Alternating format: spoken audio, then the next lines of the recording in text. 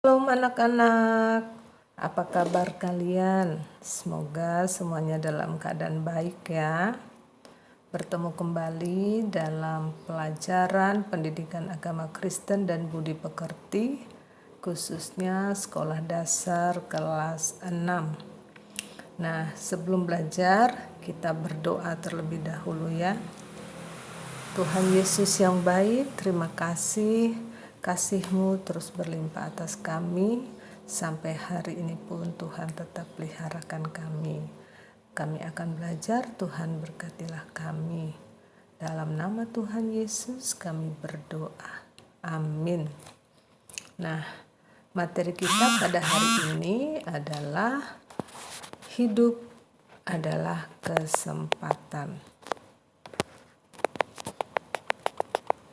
Hidup adalah kesempatan. Tujuan belajar kita saat ini ada dua. Yang pertama yaitu menjelaskan makna hidup adalah kesempatan.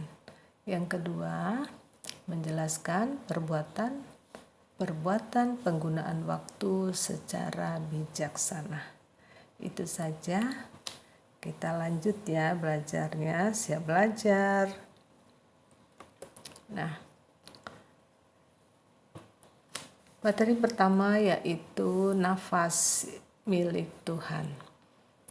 Anak-anak, Alkitab menjelaskan bahwa Tuhan menciptakan manusia dari debu tanah, kemudian Tuhan memberikan nafas hidup sehingga manusia bisa bergerak, bisa hidup ya, bisa beraktivitas.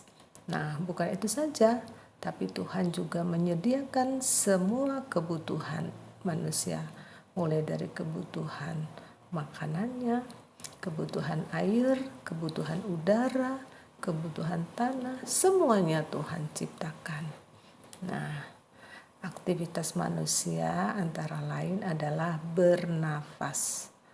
Bernafas dilakukan oleh manusia itu setiap detik, sehingga organ tubuh bisa bekerja dengan maksimal. Semuanya bisa berfungsi sesuai dengan fungsinya masing-masing. Jantung berfungsi mengedarkan darah, memompa darah. Demikian juga organ-organ tubuh yang lain. Nah, semuanya itu adalah karena Tuhan. Tuhan memberikan udara, bahkan mulai dari menciptakan, menyediakan udara, mengaktifkan seluruh organ tubuh. Ya, jadi pada intinya hidup manusia itu adalah milik Tuhan. Nah, untuk itu kita harus paham bahwa seharusnya sampai saat ini kita bisa hidup itu adalah kesempatan yang harus kita gunakan secara bijaksana. Artinya setiap waktu yang kita miliki itu adalah punya tujuannya, ya. Kita belajar dari peristiwa Nuh, di mana Nuh pada waktu itu dan orang-orang yang ada pada zaman Nuh diberi kesempatan oleh Tuhan untuk bertobat dari segala perilakunya yang jahat, ya. Tetapi waktu selama 120 tahun untuk bertobat itu tidak digunakan oleh manusia. Mereka menolak bertobat ya, mereka menolak untuk bertobat. Sehingga Tuhan menghukum manusia dengan air bah.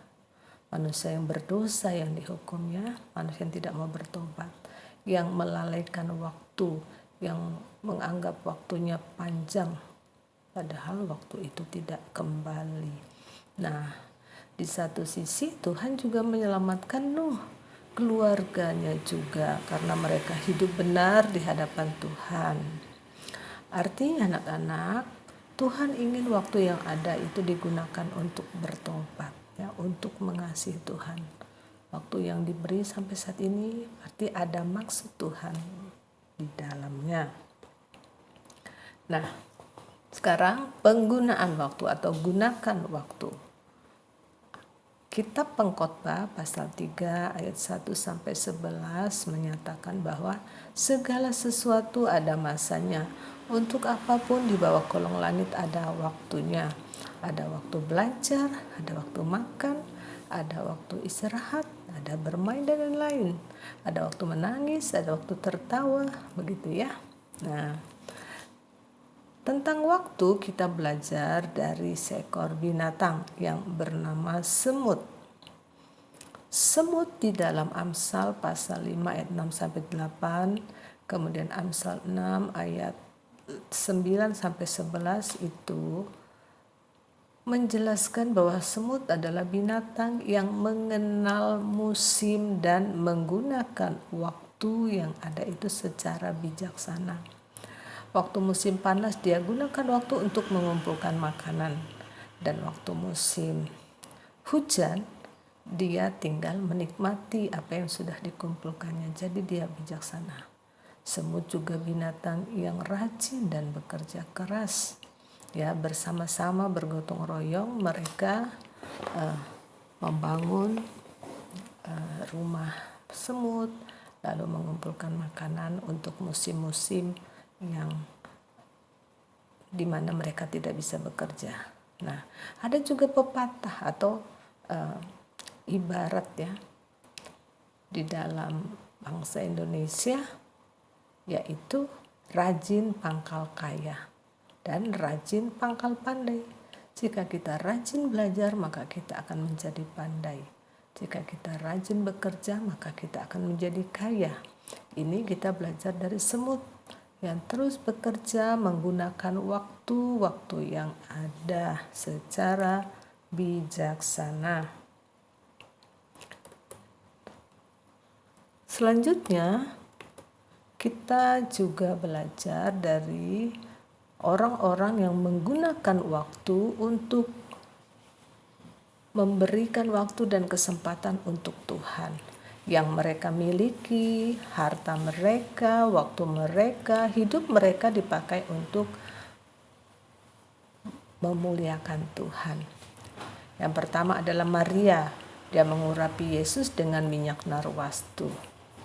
Nah, jadi dia tahu bahwa Yesus itu tidak lama lagi, tidak selalu bersama dengan mereka. Dan dia menggunakan waktu bersama Yesus, bertemu Yesus untuk memuliakan Tuhan. Lalu Marta juga. Marta menyiapkan makanan untuk Tuhan Yesus dan para murid.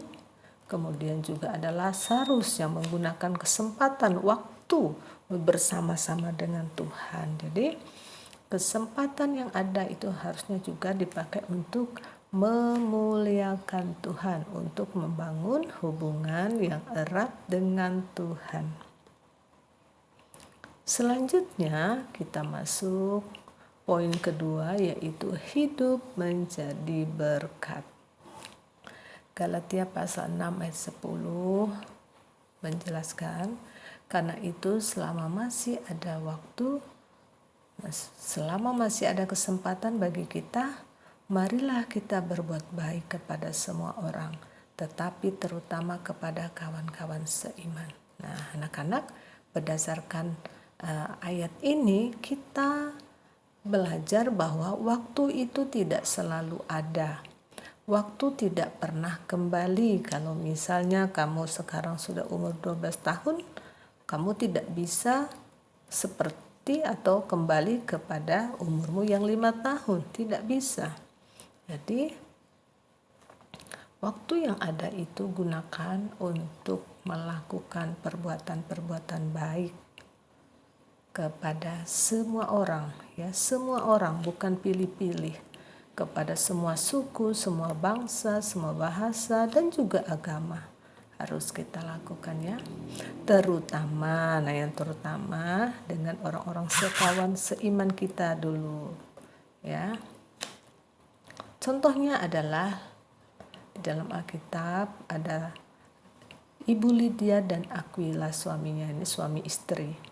Mereka menggunakan waktu-waktu yang mereka miliki untuk melakukan kebaikan kepada hamba-hamba Tuhan.